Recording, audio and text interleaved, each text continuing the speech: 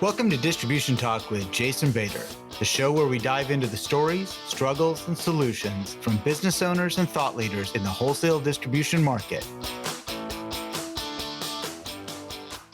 Hi friends, Jason here. In this episode, I had the opportunity to speak with Mark Tomalonis, president of WarehouseTWO.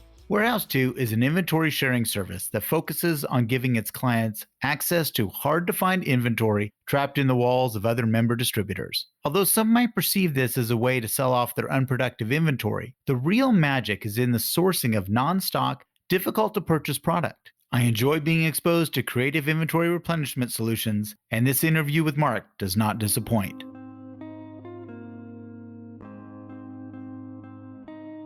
Hey, Mark, great to see you as always. Thanks for coming on Distribution Talk. Great to be here. Thanks for inviting me. In Distribution Talk, one of the things we love to do is we love to get it back into the history of why you got involved with distribution. I mean, was it kicking and screaming? Was it indentured servitude? Or how did you get involved with this whole distribution world? I kind of backed into it. In 1980, I bought a one-way cross-country ticket and moved from New Jersey to California to follow a woman I had met at college. And when I moved to California, I needed two things really badly: a job and a car. And all I had with me was a degree in chemistry. So what sort of job could I get with a degree in chemistry? A job that gave me a car? Industrial sales. So I took a job as a field salesperson for a field instrumentation and a fluid control component distributor in Northern California. And that's how I got into distribution. Gotcha. So it's been a wild ride. I take it, that's been a few years ago. So my path was I was in field sales for a few years, calling on mostly refineries and chemical plants, petrochemical industry. I became a branch sales manager, a regional sales manager.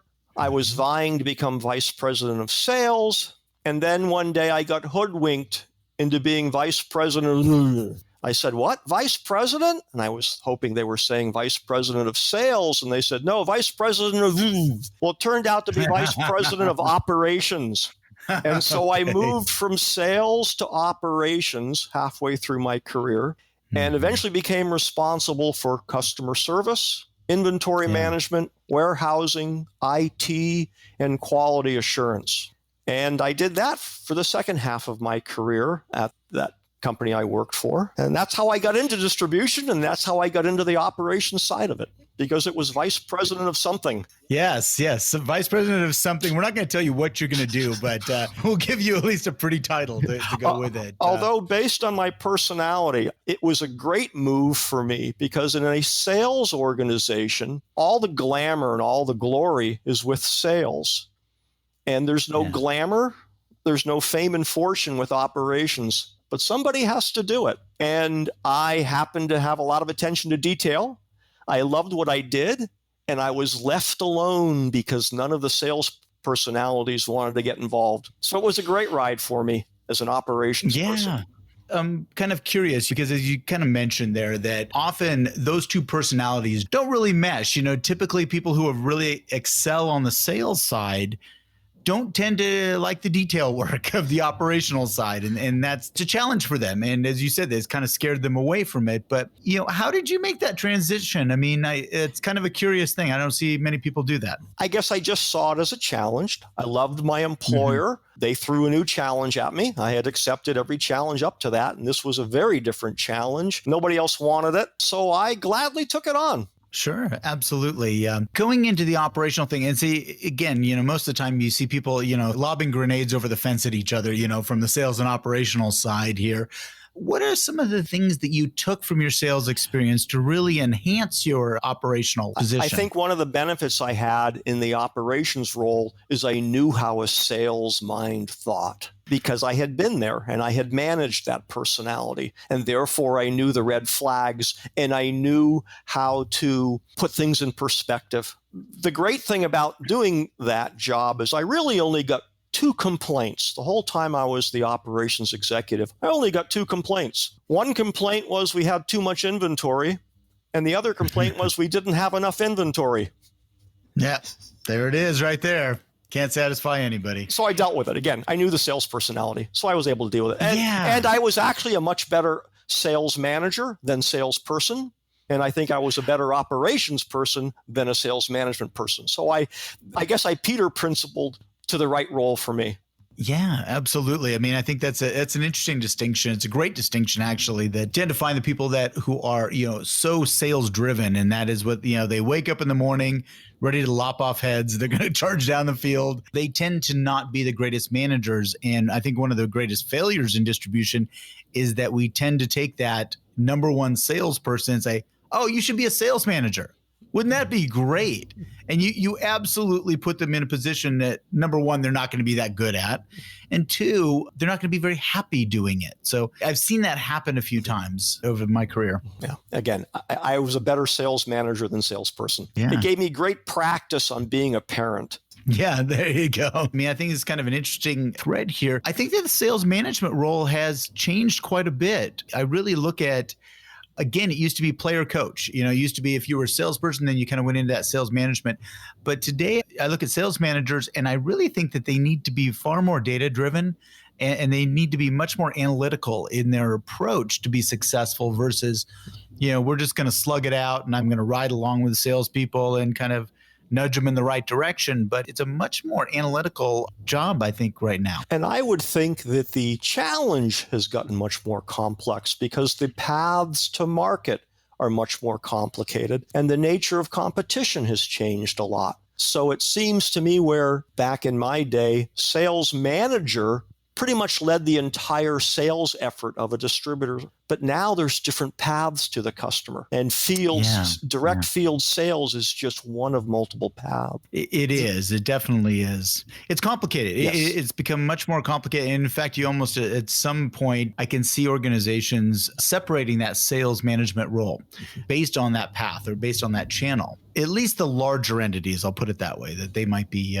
those types of folks. If you wouldn't mind, before we dive into your where you are today, if we could talk about that thread, the different paths, and obviously one of the big topics for all distributors, and I think the biggest challenge and threat right now, at least, if you read enough headlines, is the threat from Amazon or other large e-tailers or online presences. Now, you mentioned that you have a kind of a unique perspective on this and maybe how distributors could really take a look at this. Could you expand on that, please? If I were a distributor of products that are more commodity-like, I would be fearing Amazon.com directly.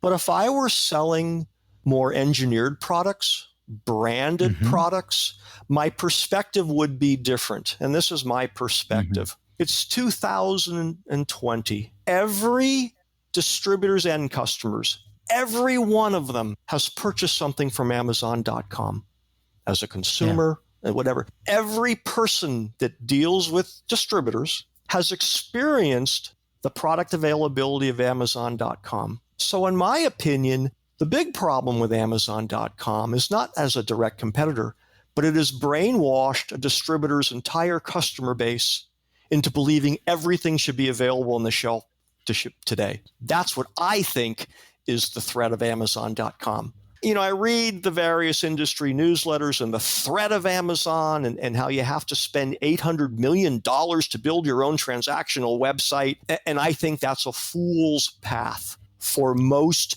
mid and small size distributors. I think how a mid to small size distributor should look at Amazon and say, how can I behave just like Amazon.com? How can I give my clients this wonderful pile, this department store variety of product that can ship today? That's what I think small distributors should be doing, not building an e-commerce website for hundreds of billions of dollars only to get an order from somebody building weapons of mass destruction with a fake credit card in Blockstania.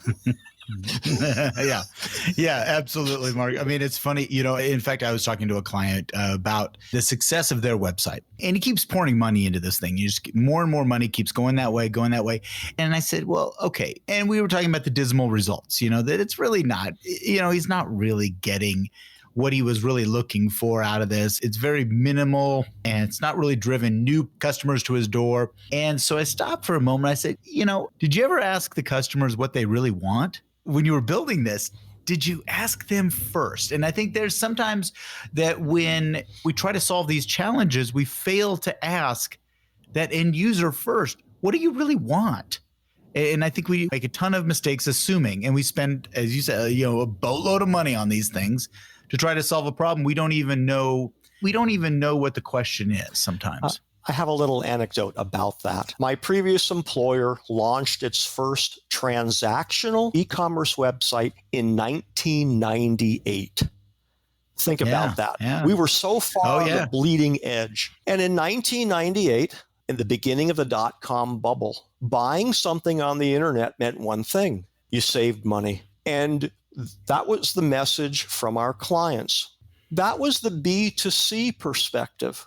The two challenges that we faced was we were dealing with B2B. They created their transaction in their own MRP system. They would push a button and then an order would pop out and maybe faxed to us in 1998. To have to create that order and then go to a website using Netscape and re-enter your order again, huge hurdle. Sure. And then we being, well, I'll use the term arrogant and cocky, our savings were, I think, 2 or 3%. Not only did we make our clients do more work, we insulted them with only offering them a 2 or 3% savings. So, with my operations hat on and seeing how much we spent on a transactional website and how it wasn't producing new sales, I and the customer service team used it to change customer behavior and to use it as a tool if we had to give price away. And we were very successful saying, okay, Mr. Customer, we're not going to impose this factory price increase to you, or we're going to give you an extra discount, but only for orders you place on our website. And we drove significant amount of our existing revenue to a method that reduced work on our end. Yeah. And I think that would be the goal, Mark, for any distributor, if they really look at this rather than, new client acquisition, really coming at it from the approach of, significantly reducing the transactional cost or the transactional handling of all of these. I mean, that's really, in my opinion, that's kind of where the win is on this. And now, granted, we had large OEMs, large volume, a lot of transactions. And we were able to move a lot of transactions online, where our only involvement was when the handheld device in the warehouse beeped and we had to go scan some barcodes and pick the order, because the order went from the website to the warehouse without anybody touching. Yeah. Anyway, that was our benefit. Again, you think about that, that is late 90s, early 2000s. And there are many distributors today that would absolutely, they'd be thrilled to death if they could get that, that type of efficiency. Again, I think it's the approach. What are you wanting to do with this? And you're not going to beat in Amazon at their own game. You're not going to outspend them on that user experience. I mean, just not going to happen. So you got to figure out how to stay in your lane on this. However, the business I'm in now, that's our main pitching point. We help a distributor of any size act as if he owns all the inventory in his catalog. So fantastic segue, Mark. Tell me, you decided to leave the large distributor that you'd been with for quite a few years. Tell me about the company that you founded and started and you're going with. You've been running now for a number of years, but then I'd love to hear about that transition, when you really felt like, hey, I think I got something here. Why don't I give you the backstory of how I started the business? Again, I was an operations executive for an industrial distributor on the West Coast with sales experience. And here I am on the third time zone thinking that I can ship at the end of East Coast people's day. And it was a time period, it was the early aughts, where manufacturers were changing their policies. We were seeing more and more what I would refer to as poke in the eye policies. And a more popular policy was minimum line item quantity. Minimum quantity for an order, package quantity. And so we and other distributors, we all knew each other selling these branded products. We're now having to buy 25 of something to get the best discount or to be able to place your order. So here we are on the West Coast. We started promoting our pile of inventory in the West Coast to peer wholesaler distributors who were selling the same products we sold, saying, hey, if you need less than package quantity, we'll sell you 2 or 3. and we can ship after the end of your business day. You'll have it tomorrow morning. So that kind of prompted the idea of, wow, there's an audience out there for our inventory. That was the seed. What really started our business, it was 2005. I was sitting in the back room of a manufacturer's distributor sales meeting, and the distributors were complaining to the manufacturer that the manufacturer wouldn't take back slow-moving inventory. The manufacturer's lead times were bad, and we as a distributor group needed to be able to see what each other had in stock. That was the conversation going on in the room. And when it calmed down, I raised my hand and I said, I think I could come up with something that we could all see each other's inventory. 2 weeks later, I got a phone call from the vice president of sales of that manufacturer, and the guy said, Mark, congratulations, you've been volunteered to come up with something like that. So it was 2005. Yeah. It was shortly after the dot-com bubble. I was living in Silicon Valley, and I was surrounded by boutique website developers who had no more business because the dot-com bubble had burst. So I was able to find really talented small team of web developers. And in 6 weeks, they created an inventory sharing website, which I created just for fun on the side to help my manufacturer that I represented and to help my employer, because again, we had the big pile on the West Coast. So I created it just as a fun project. So that was the birth of WarehouseTWO in the summer of 2005. And I let it percolate on the side for 3 years, and 3 years into it, fate had it that I no longer had a career at that distributor, but I had this little website. And so I embarked on turning it into a business. That's 12 years down the road. And we are a 4-person company, but there's only 2 of us. So today, WarehouseTWO is an independent inventory sharing software tool that helps distributors act like they have more inventory than they'll ever afford. And it gives them a much larger audience than their field sales team will ever be able to give them.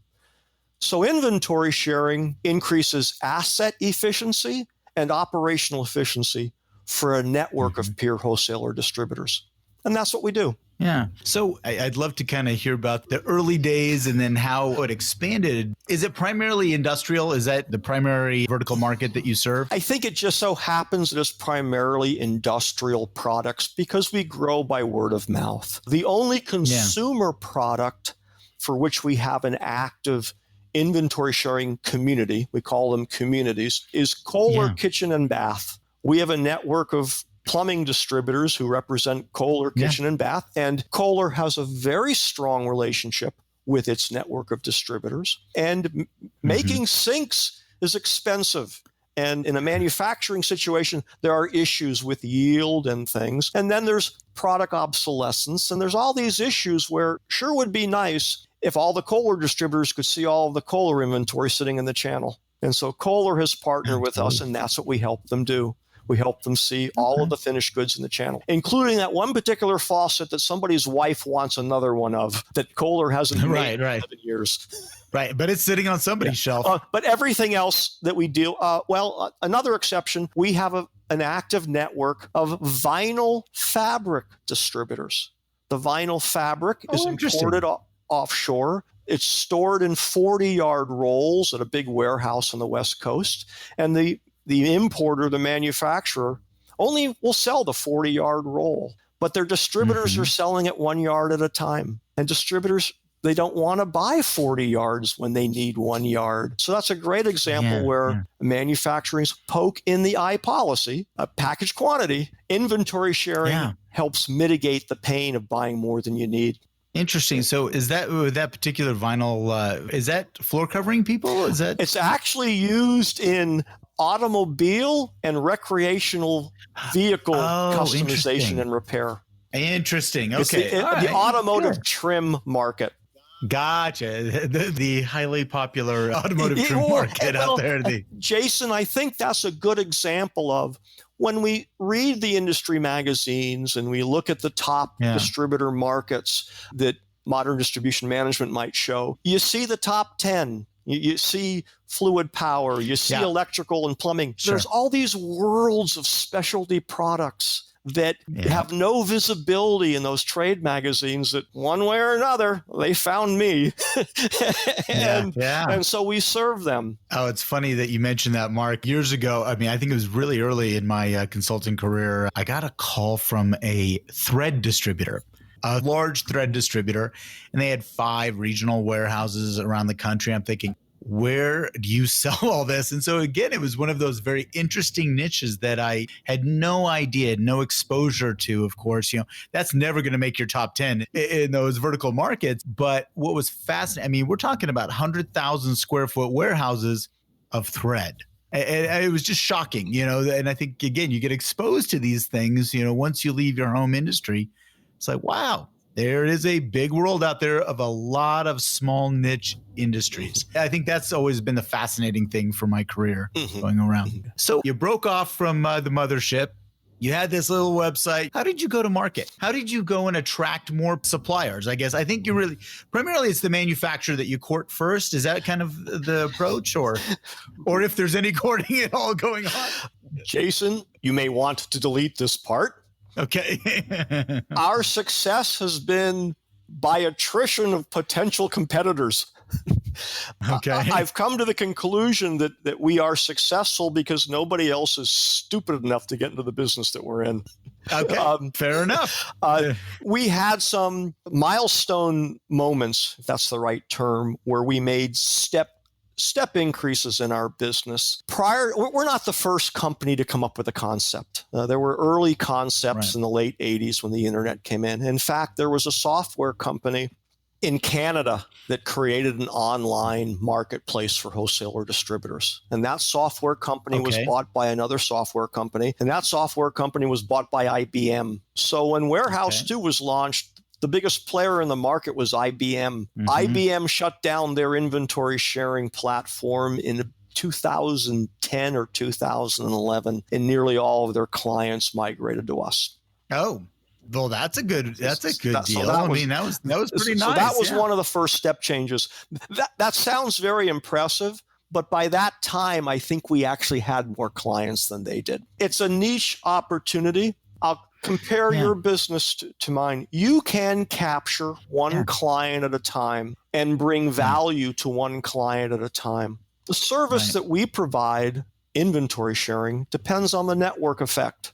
So we can't get one client at a time. The analogy that I use, Jason, is our service. We've created the most beautiful baseball field that you'll ever see. The grass is green. The white lines, if there are any, are all nicely spread out. Beautiful baseball field. But there will only be a baseball game if you show up with 17 of your buddies on the same afternoon and bring the equipment.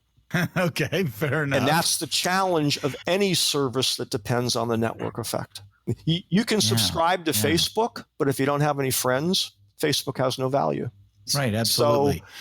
So the good news, or the bad news, good news, it's hard to get to critical mass in a service that we provide, but it's harder to lose it once you have it. Yeah, I would think so. And again, you said 13 years, is this? Full-time, 12 years.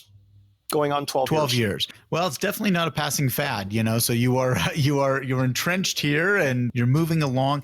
So what I noticed, and again, just kind of looking a little deeper into the way that your company is set up, is you said communities, and the communities are based on representation of a specific manufacturer. Is that correct? Yes. Given that my background was distribution of branded products for which there were assigned territories, our business at WarehouseTWO emulates that concept. So WarehouseTWO exists to defend and support a manufacturer's assigned distribution channel. We do not exist to disrupt it. We exist to support it. And how we do that is we create silos. We call them inventory sharing communities. And we are diligent. We only allow distributors who we've been able to verify are an authorized distributor of that brand to have access to that brand's community. Interesting. Okay, so that definitely keeps that channel pretty clean when you're doing that. We're not an eBay. We're not an open marketplace. We're not a jump ball. We are a set of private clubs that we host. Yeah. Yeah, definitely. That makes sense. And especially with your background, you understand keeping that channel clean. Whereas I think, maybe a younger, newer competitor in this would seek that disruptive approach, and they would really try to, hey, how can we blow up the channel? It's too expensive the way it is. But I'm kind of in the same camp. I really like clean channels. I prefer a clean channel. I think that people make money in a clean channel. Again, understand my background. I was in the middle between a manufacturer and an end customer. And all day long, both of them were trying to go over me. Yeah. And yet a distributor provides value to that chain. Somebody has to own finished goods. Somebody has to manage receivables. Somebody has to provide technical support and customer service. Yeah. Anybody of those three can do it. In my career, the distributor did that, had the finished goods, was the bank, provided the support. Somebody has to do that. Right. And the customer can try to leap over the distributor, the manufacturer, but somebody has to do what the distributor does. So I am loyal to the concept of distribution. And that's why WarehouseTWO's business model supports the authorized regional distributor. Interesting. If I could take a quick segue, Mark, one of the things you had mentioned to me before we came on here was the survey about, what is the bane of all distributors' existence? I had seen an article about a survey that was recently done that the surveyed distributors, and the number one business challenge that distributors said they had was inventory management. And that doesn't surprise me. In my experience, many distributors assign the task of inventory management to somebody who wasn't good at anything else. I know that sounds critical. I know. but maybe somebody who wasn't a good salesperson, like me. Yeah. But many small and mid-sized distributors are run by a sales personality. And a sales personality is overly confident and has no accountability. And when you combine optimism and lack of accountability, you wind up with surplus inventory. Absolutely. So I understood that. And the point I wanted to make is that experts and article writers and ERP software people, they all talk about how they're going to solve the inventory management problem very vertically by analyzing data of that distributor's end customers, analyzing the data of that distributor's manufacturers. It's very vertical. WarehouseTWO's whole concept is, no, look at it horizontally. Why should you take on the risk of owning non-stock or rarely sold items when 4 other people already have it in stock? And why limit your audience for what you have in your warehouse to just the geography you've been assigned? You can expose your inventory to tens of thousands of additional end customers simply by making it available to dozens of peer distributors in other parts of the country. So my view and my response to that survey is that there's more ways to solve inventory management than simply tweaking your ERP and analytics. Virtually increase the pile of inventory available to you, and virtually increase your customer base. You've increased efficiency, both asset efficiency and operational efficiency. And I found in my personal experience, it was amazing what slow-moving items we were able to sell to somebody across the country because it was a surprise back order for them. Yeah. Well, I think, Mark, the biggest challenge, for distributors is really finding others who want it. I think that's the big thing. I mean, they don't know where, that's the tough part. I'd like to impart a little bit of my cynical philosophy. The top 3 best ways to solve surplus inventory, the top 3, Jason. Number 1, prevent it.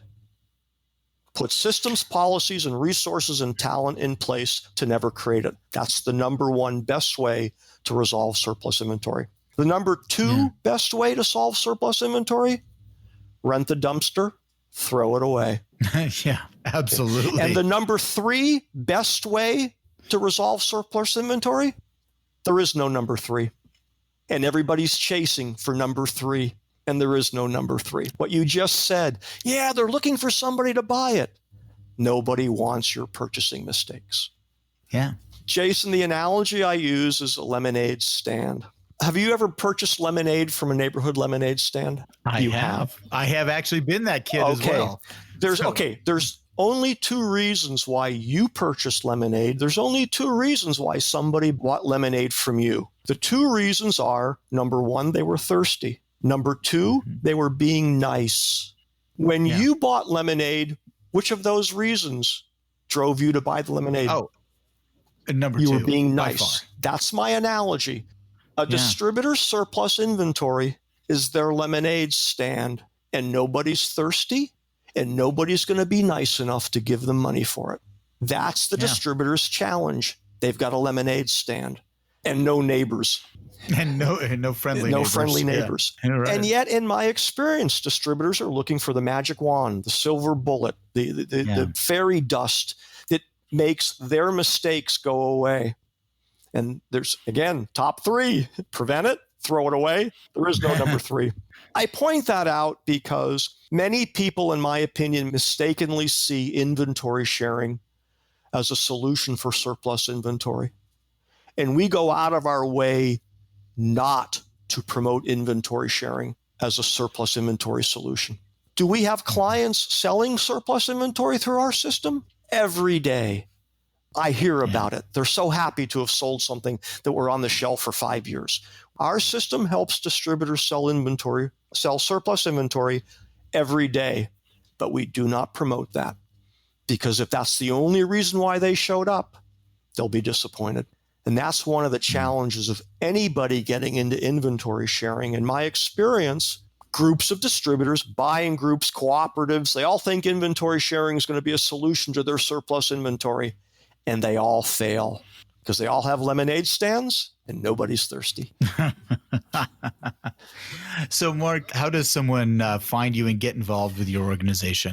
We have a website, www.WarehouseTWO.com, and the two is spelled out, TWO. There are links there to contact us. We also have two very short videos to learn about our business. There's a 90-second video that introduces the concept of inventory sharing, and there's a 15-minute video that shows what our software tool does and shows how to get going. We participate in some industry-specific conferences throughout the year. If anybody wants to learn more about us, I recommend that they go to our website and sign up for our monthly newsletter.